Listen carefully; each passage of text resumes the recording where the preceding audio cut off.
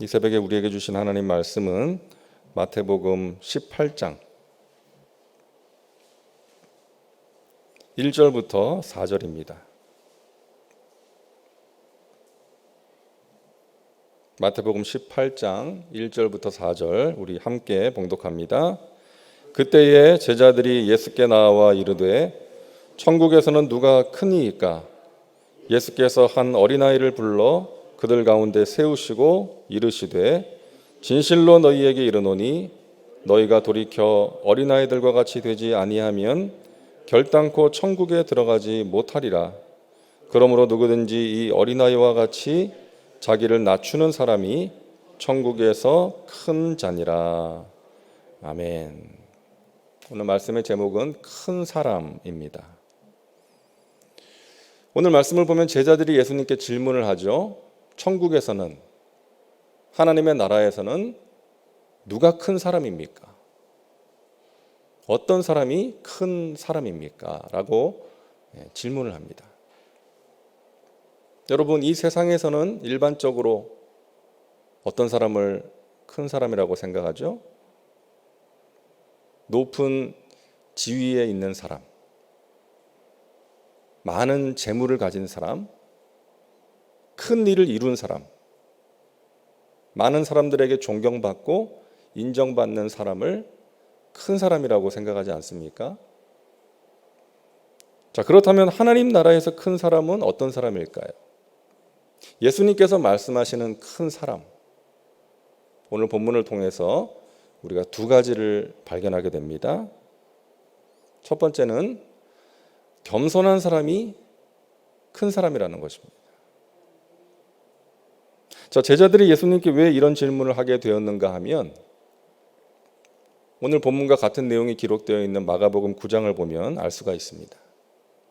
34절에 이는 길에서 서로 누가 크냐 하고 쟁론하였습니다. 제자들끼리 누가 더 크냐는 논쟁이 생긴 거예요. 그러니까 장차 예수님께서 세우실 그 왕국에서 높은 자리에 앉고 싶었던 것이죠. 그래서 예수님께 이런 질문을 하게 되었던 것입니다.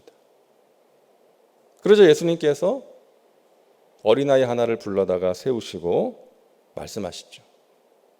그러므로 누구든지 이 어린아이와 같이 자기를 낮추는 사람이 천국에서 큰 자니라. 너희가 서로 지금 높아지겠다고 하는데 천국에서는 스스로 자기를 낮추는 사람이 큰 사람이다. 높아지고자 하는 자는 낮아지고 낮아지고자 하는 자는 높아질 것이다. 라고 예수님께서 말씀하십니다. 자, 여기서 낮추다라는 단어의 이제 원어적인 의미를 보면은 두 가지 의미가 있어요. 첫 번째는 신분의 의미가 있습니다. 신분. 당시 종을 표현할 때, 종을 이야기할 때 이 단어를 썼고요. 또 한 가지는 성품의 의미가 있습니다. 성품, 겸손하다. 그러니까 종과 같이 겸손하게 낮아져서 섬기는 사람을 말하는 거예요. 그런 사람이 천국에서 큰 사람이다라고 예수님께서 말씀하십니다. 저와 여러분이 천국에서 큰 사람 되시기를 바랍니다. 겸손해야 된다는 거예요. 우리가 항상 경계해야 되는 것, 항상 조심해야 되는 것이 교만입니다. 자기를 과시하고자 하는 욕망을 우리가 항상 경계해야 돼요. 자기를 드러내고 싶어하고 사람들로부터 인정받고 싶어하는 그 욕망, 그 마음을 우리가 항상 조심해야 되는 것입니다. 사도행전 14장을 보니까요, 바울과 바나바가 루스드라에서 안진뱅이를 일으켜 세우는 기적을 행합니다. 그러자 사람들이 바울과 바나바를 주목하게 되고 그들이 전한 복음에 귀를 기울이고 받아들이게 됐어요. 근데 바로 그때 사탄의 그 교묘한 전술이 드러납니다. 루스드라에 스스 신당이 있었는데 이 스스는 제우스 신을 말합니다. 그 스스 신당의 제사장들과 사람들이 이 바울과 바나바를 보고 신들이 사람의 형상으로 내려왔다. 그러면서 바울과 바나바를 신으로 추앙해요. 그래서 바나바를 스스라 그러고 제우스 신, 바울을 허메라고 합니다. 이 허메는 언어의 신이에요. 그러니까 바울이 말을 잘해서 아마 그랬던 것 같아요. 그러니까 바울과 바나바가 안진뱅이를 일으켜 세우는 기적을 행하니까 신들이 내려왔다. 스스와 허메가 내려왔다. 그러면서 바울과 바나바를 경배하게 돼요. 그들을 높이는 거예요. 그때 바울과 바나바가 어떻게 합니까? 옷을 찢으면서 당신들이 왜 우리를 경배하는 것입니까? 우리는 당신들과 똑같은 성정을 가진 연약한 인간입니다. 이것은 우리가 한 것이 아니라 하나님께서 하신 것입니다. 여러분, 바울과 바나바가 그때 우쭐했다면, 자신을 드러내고자 하고 그 사람들이 자신들을 높이는 것에 마음을 빼앗기고 즐거워했다면 어떻게 됐겠어요? 하나님이 주신 그 성령의 능력을 소멸했을 거예요. 복음을 힘있게 전하지 못했다는 것입니다. 복음을 증거하는 일에 아마 실패하고 말았겠죠. 여러분, 오늘날도 그렇게 넘어지는 사람들이 있습니다. 처음에 힘들고 어려울 때는 겸손하게 낮아져서 하나님을 의지하고 하나님의 은혜를 구하면서 사역했던 사람이 교회가 커지고 사람들에게 인정받고 대접받고 어떤 직책을 맡고 하면서 자기도 모르는 사이에 교만이 생겨서 하나님께서 받으셔야 될 그 영광, 하나님께 돌려줘야 될 그 영광을 자신이 받는 것을 즐길 수 있다는 거예요. 그러함으로 하나님의 능력을 잃어버리게 되는 그런 일들이 얼마나 많은지 모릅니다. 사랑하는 여러분, 하나님의 일꾼들은 반드시 겸손해야 됩니다. 겸손해야 돼요.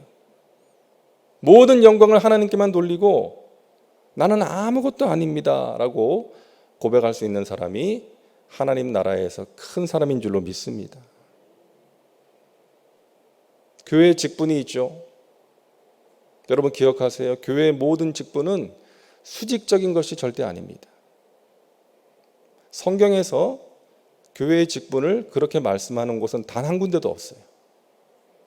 높고 낮음의 개념이 아니라는 거예요. 수평적인 개념입니다. 여러분, 직분이 어떤 계급이 되면 안 돼요.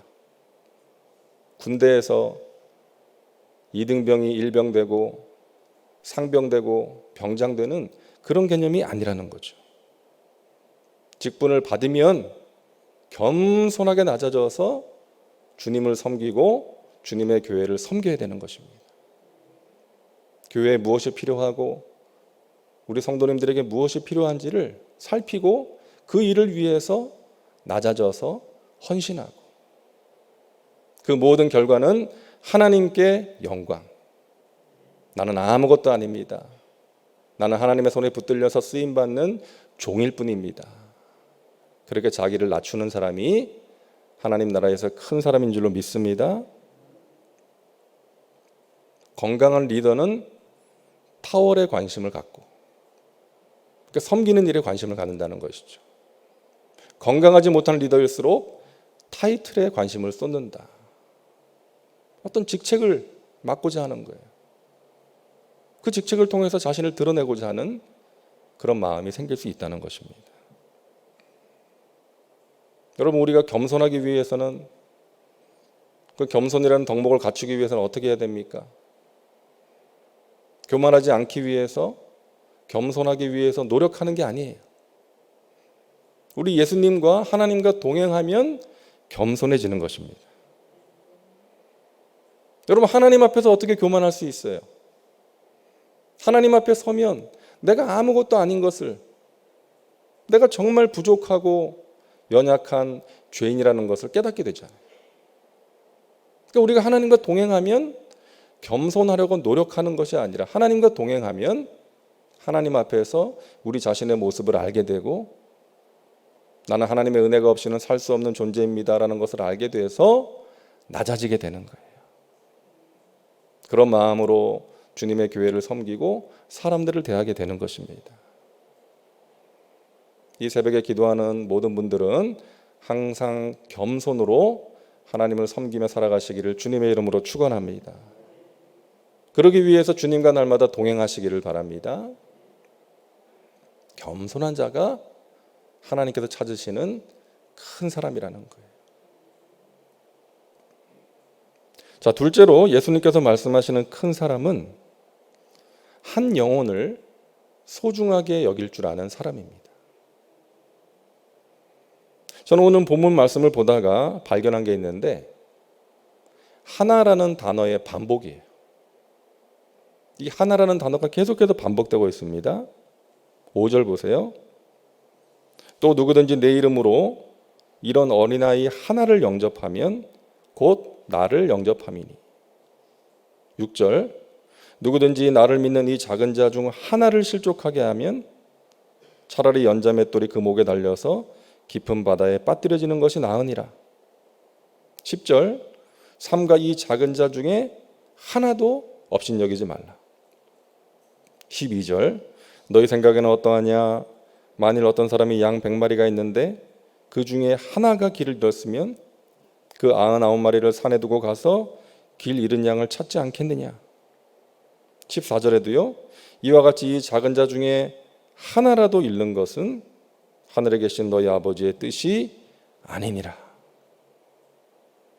여러분 계속해서 이 하나라는 단어가 반복이 되고 있어요. 한 영혼이 소중하다는 거예요. 이게 하나님 아버지의 마음이라는 것입니다. 이 마음을 가지고 살아가는 사람이 하나님 나라에서 큰 사람이라는 거예요. 우리 예수님께서 아주 강한 어조로 말씀하십니다. 6절 말씀 다시 보세요. 누구든지 나를 믿는 이 작은 자 중 하나를 실족하게 하면 차라리 연자맷돌이 그 목에 달려서 깊은 바다에 빠뜨려지는 것이 나으니라.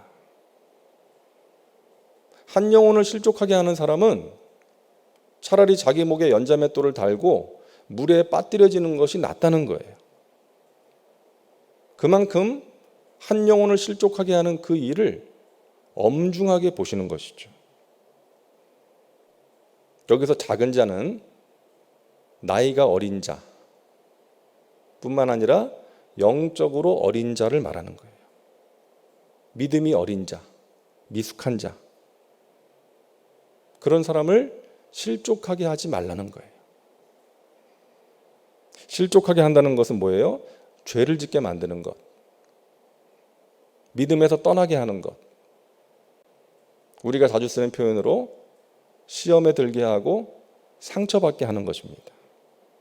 그러함으로 교회를 떠나게 하는 거예요. 여러분 오래전에 이 니체라는 철학자가 유명한 말을 남겼죠. 신은 죽었다 그랬습니다. 신은 죽었다. 당시에 교회가 발칵 뒤집어졌어요. 어떻게 감히 하나님께 그런 망발을 할 수 있느냐. 그러면서 이 니체를 향해서 아주 강한 비난을 했습니다. 근데 나중에 니체가 이런 말을 했어요. 교회를 다니는 사람들이 정말로 구원받은 사람들처럼 보였다면 나는 그들의 구원을 믿었을 것이고 신의 존재도 믿었을 것이다. 여러분 니체는 작은 자였어요. 작은 자, 영적으로 어린 자였어요. 그러니까 사람들의 모습을 보고 하나님이 없다라고 말을 했던 것이죠. 그런데 그 작은 자를 실족하게 만든 사람들이 있었다는 것이죠. 그 사람이 죄를 짓도록 한 그 당시에 교회를 다니는 사람들이 있었다는 것입니다. 여러분 오늘날도 그런 사람이 있습니다. 나 아무개 때문에 교회 안 나가. 예수 안 믿어. 이런 사람은 작은 자예요. 영적으로 미숙한 자. 그런데 그 사람이 그런 생각을 하게 만든 사람이 있었다는 것이죠. 실족하게 하는 죄를 짓도록 만든 사람이 있었다는 것입니다. 그 죄를 짓지 말라는 거예요. 여러분, 그렇기 때문에 우리가 하는 말과 행동이 중요한 것입니다. 우리가 어떻게 살아가는가 하는 것이 너무나 중요한 거예요. 믿는 자답게, 하나님의 자녀답게, 천국 백성답게 생각하고 말하고 행동하는 것이 중요한 거예요. 그리고 이어서 말씀하십니다. 10절이요. 삼가 이 작은 자 중에 하나도 업신여기지 말라. 작은 자를 실족하지 않게 하기 위해서 필요한 것, 그를 업신여기지 말아라.